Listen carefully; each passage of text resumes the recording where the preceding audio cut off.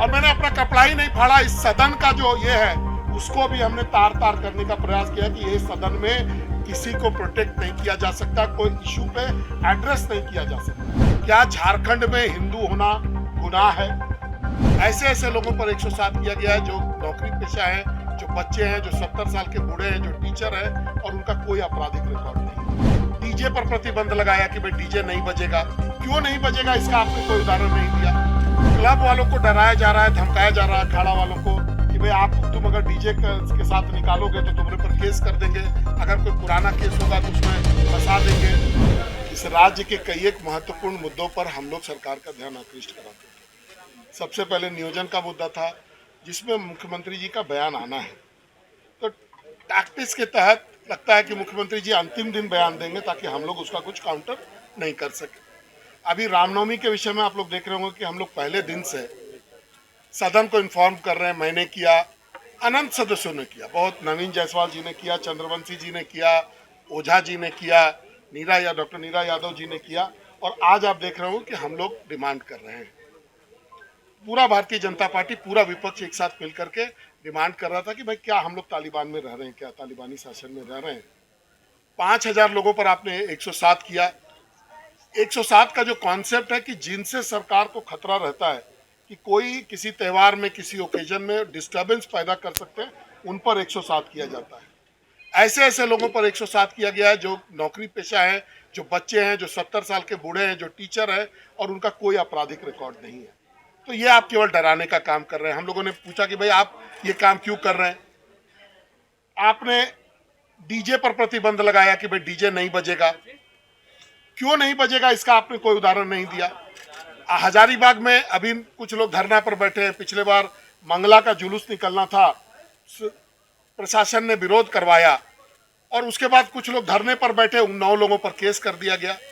आज 5 लोग बल्कि आमरण अनशन पर बैठे हुए हैं। उसमें कुछ लोगों की स्थिति गंभीर है, सरकार कोई सुनवाई नहीं कर रही है। वहां के थानेदार ओपनली जा रहे हैं डीजे वालों के घरों पर, उनसे बॉन्ड लिखवा रहे हैं रात में 2-2 बजे तक कि आप डीजे नहीं देंगे। क्लब वालों को डराया जा रहा है, धमकाया जा रहा है, अखाड़ा वालों को कि भाई तुम अगर डीजे के साथ निकालोगे तो तुम्हारे पर केस कर देंगे, अगर कोई पुराना केस होगा तो उसमें फंसा देंगे। तो हम लोग जानना चाह रहे थे भाई सदन चल रहा है, प्रमुख विपक्ष की भूमिका में हम लोग हैं, तो क्या हम लोग तालिबान में रहते हैं? क्या हम लोग तालिबानी शासन में रहते हैं? क्या झारखंड में हिंदू होना गुनाह है? ये हम लोग बात जानने का प्रयास कर रहे थे। आज हम लोगों ने जब जानने का प्रयास किया तो पहली बार अध्यक्ष जी ने एडजॉर्न कर दिया।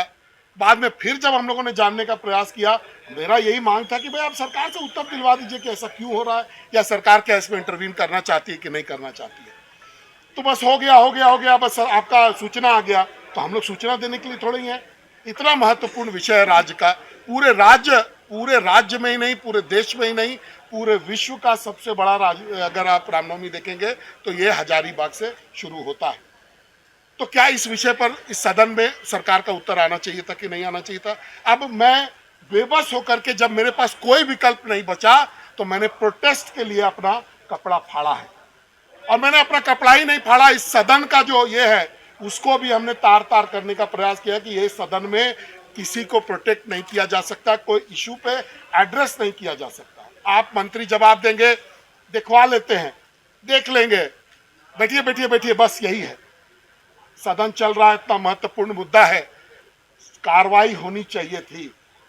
आज आपके माध्यम से भी हम लोग मांग करते हैं कि वहां जो हिंदुओं पर दमन हो रहा है, जो अत्याचार हो रहा है, उसको तुरंत सरकार उस पर अविलंब रोक लगाए।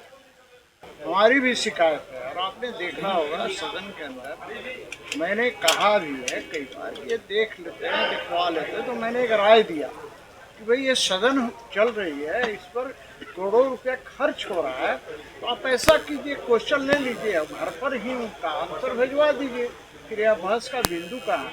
अभी आपने देखा होगा नीलकंठ सिंह मुंडा ने प्रश्न कर रहे हैं, एक बार भी मंत्री ने जवाब नहीं दिया कि रेलवे लाइन का विस्तारीकरण कितना किलोमीटर है, वहाँ पर कितने खान हैं और खान वैध ढंग से चल रहे हैं कि अवैध ढंग से चल रहे हैं। बस वही हाथी जंगल ऐसा वैसा। मेरा ये कहना है भाई इस तरह से सदन नहीं चलते, और इतिहास में ये लिखा जाएगा और मैं कहूँगा, रामधारी सिंह दिनकर का एक कविता है कि समर शेष है नहीं पाप का भागी, केवल व्याध जो तटस्थ है, लिखेगा उसका भी अपराध इतिहास। तो मैं यही कहना चाहूँगा अंत में इस बात पर, इन्होंने देखा फाड़ा है, इसके अंदर जय श्री राम निकल रहा है, तो मैं यही कहूँगा, कहीं पर नीला, कहीं पर पीला, कहीं पर झंडे का रंग लाल है, देखते हैं कौन इस महावीरी झंडे को रोकने वाला माई का लाल है। प्रभातखबर.com